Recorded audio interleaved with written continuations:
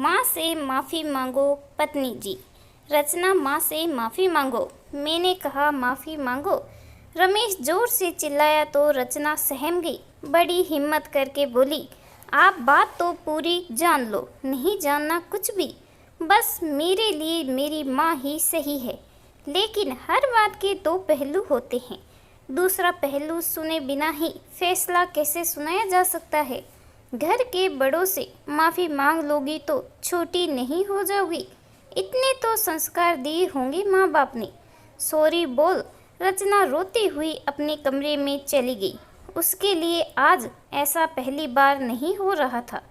पिछले 1 साल में ये सब अनगिनत बार हो चुका था। बिना गलती के वो माफ़ी मांग मांग कर परेशान हो चुकी थी। देख ले रमेश, माफ़ी ऐसे मांग रही है जैसे कोई एहसान कर रही हो। जरा जरा सी बात पर मुंह खुलता है इसका।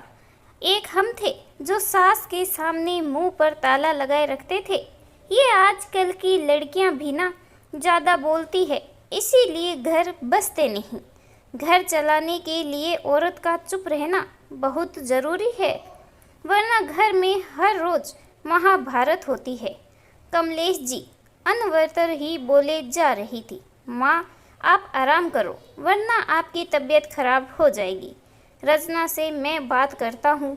इतना बोल रमेश कमरे में चला गया। रचना अभी भी कमरे में रोई जा रही थी। आंखों के सामने सामने अपनी गृहस्थी उसे बिखरती हुई नजर आ रही थी। रमेश उसके पास गया और उसका हाथ अपने हाथों में लेते हुए बोला, तुमसे कितनी बार कहा है, माँ के सामने अपना मुंह बंद रखा करो। जरूरी है क्या हर बात में बहसबाजी करना। आज मूड अच्छा था, तुम्हारे लिए चॉकलेट और फूल लाया था, लेकिन घर में घुसा तो घुसते ही लड़ाई झगड़ा देखने को मिल गया। सारा मूड खराब हो गया। इतना बोल रमेश ने फूल और चॉकलेट रचना की तरफ बढ़ा दिया। रचना ने लेने से इनकार करते हुए कहा, रमेश, आपको कैसे पता मैं बहसबाजी कर रही थी? आप तो अभी आए, और जब आप आए तब माँ बहसबाजी कर रही थी ना कि मैं।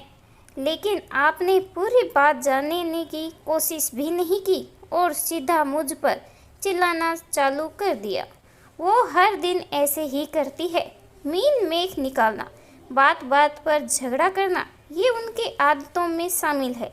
हर बार मैं कसूरवार कैसे हो जाती हूँ? आप कभी पूरी बात जानने की कोशिश क्यों नहीं करते, या फिर अपनी माँ से कुछ क्यों नहीं कहते? ऐसा कब तक चलेगा? देखो रचना, पिताजी के बाद माँ ने अकेले ही मुझे और दादी को पाला पोसा है। माँ की आधी जिंदगी तो दादी ने लड़ाई झगड़ों में बर्बाद कर दी। जब वो दुनिया से गई उसके बाद माँ को थोड़ी राहत मिली ही थी कि पिताजी अचानक चले गए। पिताजी की पेंशन में जैसे तैसा गुजारा करके हमें बड़ा किया है। अब बताओ उनके खिलाफ कैसे जाऊं? तुम समझती क्यों नहीं? नहीं समझती मैं, क्योंकि समझने की ज़रूरत आपकी माँ को है। आपने कहा मुंह बंद करके काम करो, लेकिन अगर सामने वाला ही आपसे भिड़ना चाहता हो तो ताली एक हाथ से नहीं बजती। तो फिर ये तो रिश्ते हैं, एक तरफ से कैसे निभाए जा सकते हैं? माना तुम्हारी माँ ने तुम्हारे लिए बहुत कुछ किया है, लेकिन मैं भी तो अपना सब कुछ आपके लिए छोड़ कर आई हूँ। माँ को अच्छा फील कराने के लिए बीबी को जब चाहे नीचा दिखाना कहाँ तक ठीक है? इधर कमरे में आपके मुंह से फूल झड़ते हैं, लेकिन माँ के सामने एक शब्द नहीं निकलता मुंह से। माँ को बुरा नहीं लगना चाहिए। बीवी को कितना भी बुरा लगे, अपमान के घूंट अब और नहीं पी सकती। बंद कमरे में कभी फूल लाते हो, कभी चॉकलेट, कभी तोहफे। नहीं चाहिए ये सब। सम्मान चाहिए जो मुझे इस घर की बहू होने के नाते मिलना चाहिए। बस वही चाहिए, और वो तब मिलेगा जब आप मेरे लिए कुछ बोलेंगे।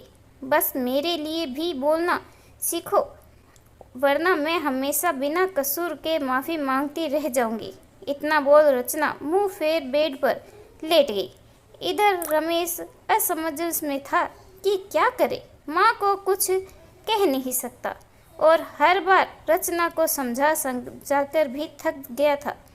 माँ को दुखी करना नहीं चाहता था और बार बार बीबी को बिना दोष के खरी खोटी सुनाकर भी परेशान हो चुका था।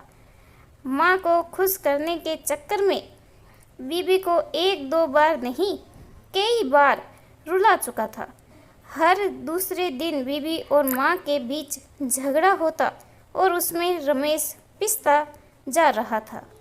परेशान होकर रमेश कमरे से बाहर निकला तो कमलेश जी बोली, बेटा मेरी बीपी की दवाई ख़त्म हो गई है, मेरे लिए दवाई ला दे।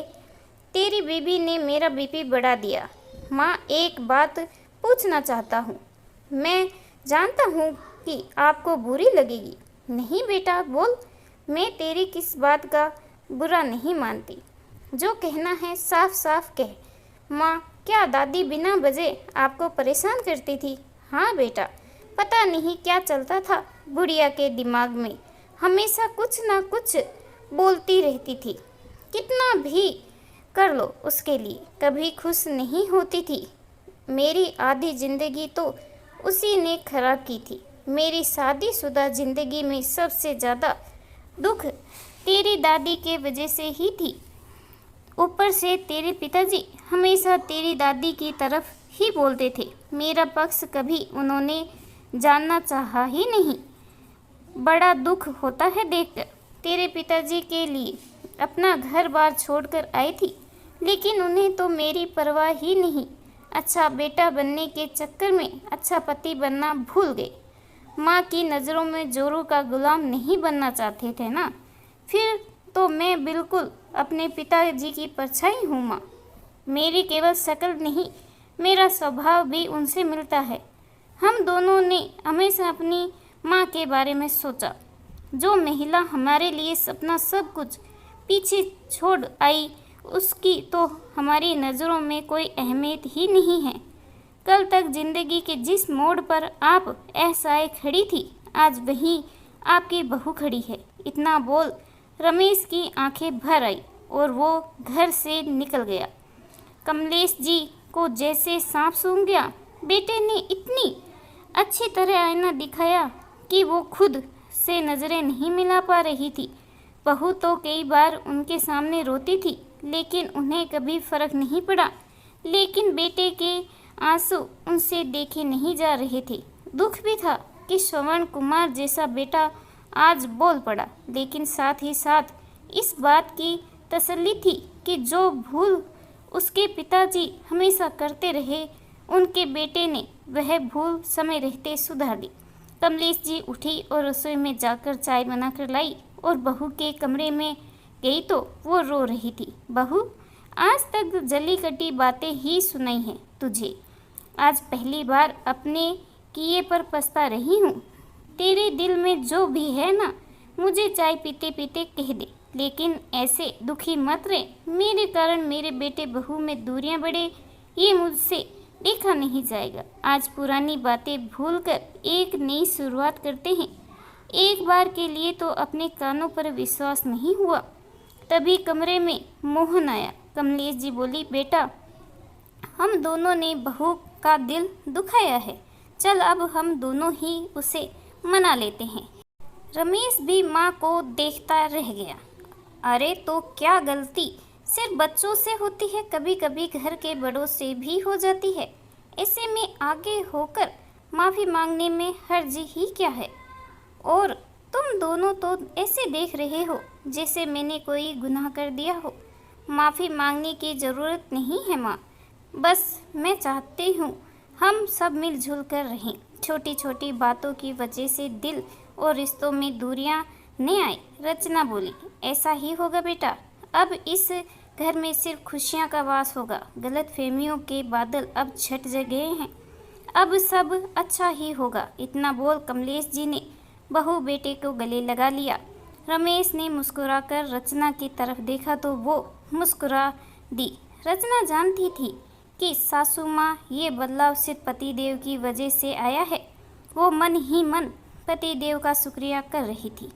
इस दिन में के बाद सास बहू में कभी खिटपिट नहीं हुई। कमलेश जी को बहू की कोई बात अच्छी नहीं लगती तो वो उसे प्यार से समझाती और बहू ने भी सास की छोटी छोटी बातों को दिल से लगाना छोड़ दिया। रमेश भी काम पर ज़्यादा ध्यान दे पा रहा था। अब वो दफ्तर से घर आता तो घर आकर उसे सुख और शांति की अनुभूति होती। इस कहानी के बारे में आपकी क्या राय है, कमेंट करके ज़रूर बताइएगा। कहानी अच्छी लगी हो तो प्लीज़ लाइक करें, चैनल पे नए हो तो सब्सक्राइब करना बिल्कुल ना भूलें। कहानी सुनने के लिए आपका बहुत बहुत धन्यवाद।